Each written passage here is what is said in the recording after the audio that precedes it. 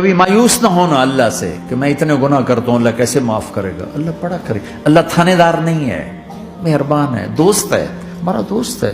اللہ سے باتیں کرو، اللہ سے یاری لگاؤ، اللہ کو دکھڑے سناؤ، یا اللہ میرے ساتھ یہ ہو رہا ہے تو کچھ کر دینا۔ اللہ سے لاڈ کرو جیسے ماں سے لاڈ کرتے ہو۔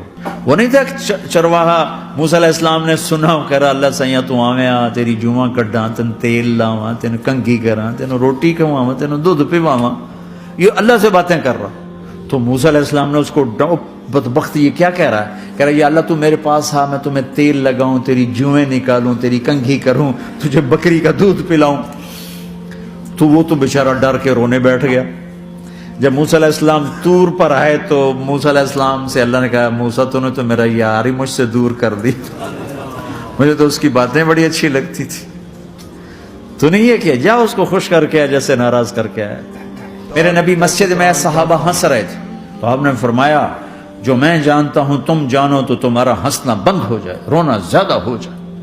تو سب صحابہ نے زاروں قطار رونا شروع کر دیا۔ آپ یہ کہہ کر واپس مڑے، دروازے تک نہیں پہنچے تھے کہ جبریل آ گیا کہ میرے محبوب تو نے میرے بندوں کو اتنا زیادہ ڈرا دیا مجھ سے، جا واپس جا، جیسے رولایا ہے ایسے ہی ہنسا کے آ۔ اللہ پاک تو ہمارے مالک خالق، ہمارے مہربان ہیں۔